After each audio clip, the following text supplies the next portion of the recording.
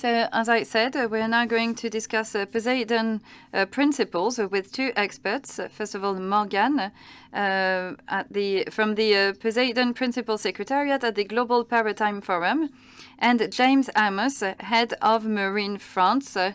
I hope that's the right title in French, says the moderator, from AXA. So I know that you've been attending Parimat for many years now, but I think that it would be a good thing to recall what Poseidon principles are about. Morgane, what is it about from a practical point of view? Thank you very much for welcoming me here. French is my mother tongue, but I seldom take the floor in French, so I hope you will bear with me. Poseidon principles were established in 2019. In 2018, we had the new strategy from IMO, which is the UN agency for the marine sector. And this was a strategy focusing on climate change with ambitious goals 3 years after the Paris Agreement. And the Global Maritime Forum was established. It's similar to a Davos Maritime Forum, bringing together all of the players in the industry with global financiers and bankers. So we try to see what kind of ship we need to invest in, and we're talking about significant flows. So the objectivity was to have a situation which would be less opaque. And this led to the creation of the Poseidon principles. And this way we can have a global framework to assess ships' emissions. So that's what happened in 2018. And then in 2021, insurers got together stating that they would like to contribute. And that's when the Poseidon principles were established. The objective is to have greater transparency and to have a global reference framework in order to assess hulls and equipment.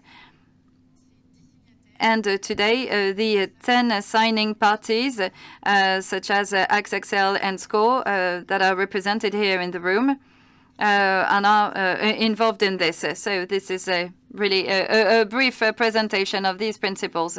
So James, what is the purpose of these principles? So we established this standard in order to measure and share information of the carbon footprint of the whole portfolio of insurers. So this way we can measure the changes, whether they are positive or negative. So this way we can measure the changes in the ships that we're going to cover. Can we already feel the effects? Well, we can already feel the impact. Well, yes and no. I would tend to say that we are still adjusting the framework. And then with the next underwriting cycles, we're going to see these changes. We can already identify some trends. Just to give you a few figures, with PPMI, we have about 20% of this portfolio that is covered this way. So, Morgane, you already have some figures that may be more tangible. Absolutely. So there are two annual reports that have been published. The third one will be published at the beginning of 2020. Finalement assez récente, mais on a quand même quelques. This is a fairly recent initiative, but we've got a few key figures to explain to you how it works. Every year, signatories are going to publish their climate alignment score, calculated annually based on the data they will collect from their clients. They will assess ship by ship if a ship is aligned or not on the International Maritime Organization's goals. And then we aggregate by portfolio and we have an overall score per signatory. And then we have an average for all signatories. So when you take the initial ambition of the IMO, which was 50% reduction in CO2 by 2050, in 2021, we had plus 13.6%. That was the overall climate alignment score, so that we were 13.6% above where the IMO was to be. So scores that are above the ambition.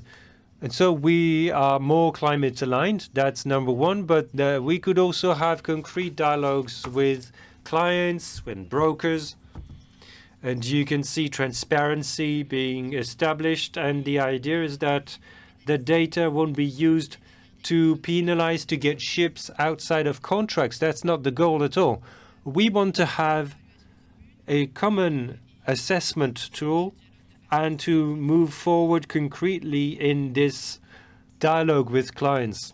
And so, of course, there's some room for progress. This is only the second year that there have been reports, both in terms of climate collection and scoring. This is really the starting point to get started, and we are now have engagement between all agents and players in the ecosystem. What I might also add is that it's contributing to non-financial reporting and ESG issues for signatories. There's legislation in place now, and so we have evidence to bring concrete proof. I wanted to come back to that non-financial reporting. This is one type of report amongst others. And now in every field, there's been a wave of protest against these reports, the concrete difficulty, the resources needed to put them in place. So you've been explaining very transparently that every ship has its emissions calculated, and then it's aggregated, it's regular ESG consolidation. But on the ground, is it happening easily and well accepted? Well, there's growing legislation in Europe and in the whole world about that. So yes, there can be some fatigue kicking in. Maybe people should think they should invest in projects rather than in reporting, but it also helps you make progress. But now the Poseidon principles, the data collected are the same as those collected for the IMO. It's already a legal obligation, so it's a bit of copy-paste. It's not an extra layer. No, it's not an extra layer. James, about the constraint that means, and maybe a qualitative assessment. We saw the figures, but how's that changing things? Well, first of all, for reporting, as Morgane's just said, the signatories, we all agree to do so, so it's a proactive approach. I don't think, but I haven't had any feedback about that. I don't think it's an extra burden. It's up to us to prove that as well. So it's really the same data as for DCS, the digital collecting system for the IMO, about miles traveled and consumption and what type of vessel and so on. So everybody agrees to do that, and it's happening rather easily and well, I think. Now, qualitatively, what comes out of it for the moment, not too much, but for simple reasons. We're currently drafting the preface to PPMI, and then the period after will be interesting. That way we'll be better able to measure these changes. Maybe to add to the aspect of seeing that as a constraint, I'm working for the Poseidon principles for banks. And very often, like insurers, you've got several sectors that you're insuring in which you're investing. And so here you can see that it's very sector specific, that's comparable between players, and it's very good to anticipate on legislation and have something that is very well suited to your industry. If you're looking ahead, what's the next step going to be? The next step, looking at the Poseidon principles, the entity as such, well, we'll have upcoming methodological changes. We've got a new greenhouse gas strategy from the International Maritime Organization, much more ambitious since July 2023.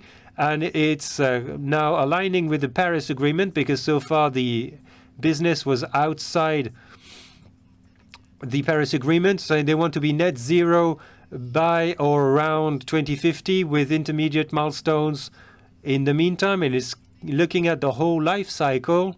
So the ambition will be much more stringent. The regulator is there and showing the way forward, and it's just about how to implement that into the methodology to have new pathways. Then the next steps are, of course, to leverage our knowledge and lessons learned after 2 years. What can we improve, especially about data collection?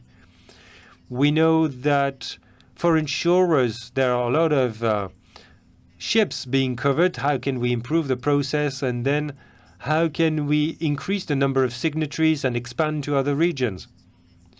In Asia or worldwide, really, the more players will join the movement, the more positive it is to create more transparency. And climate change, we all know this is one of the most urgent challenges of our time, so this is also why we need to keep our efforts up. James, what about the next step? Well, I'll put my insurer's hat on. Our next step is to support our clients in this transition with the technological choices they've made. Ammonia, gas, electricity, nuclear maybe in a few years will be on the table, although some people may not like that. So we need to support them, bring our knowledge to bear on these innovations, scientific support. That's step one. And then also offer our clients well-suited offers with the specific problem that we'll face. Someone is offering a product covering unanticipated emissions by ships. Now, if I try and take a step back, we understand how important these principles are, the progress they've made, but there's still a whole lot of work to get there by 2050. Do you want to start? Well, yes, do. Well, yes, indeed, there's a lot of work, but that's a reflection of the maritime sector in particular, but all sectors really. Every year, we'd need to have a 5% emissions reduction. That's as much as the COVID effect. So without going so far, that's where we are lucky in the maritime sector. We've got a global regulator that's also developing tools at the same time. And so we know we're not on track. That's also a fact for banks or ship owners or charterers. But we can see the investment made in operational terms or initiatives like green corridors.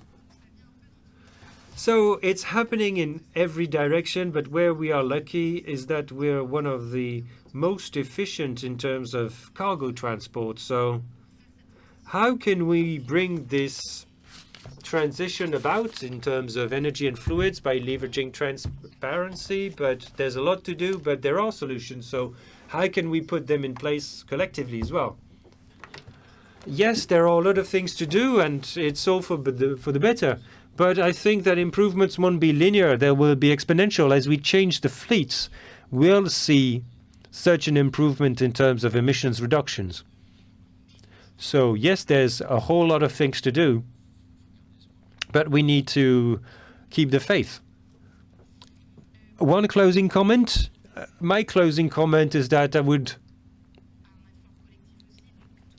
appeal to all people of goodwill for a collective effort where we're all on the same boat as far as the climate is concerned. And I mean, those financial challenges come on top of that. We've heard about how to ensure a world with all the impact of climate change. So it makes a lot of sense for insurers, of course. Our call is for you to join the movement and also contribute to transparency. James, your final word? Well, yes, join the movement. That's a great conclusion. The more data we have, the better we'll be able to measure and change things. So that's a key point for me as part of the PPMI. We're all on the same boat. We're all convinced about it in the room. And yeah, let's do that now. Well, thank you. Thank you so much for these encouraging comments and for making this topic crystal clear.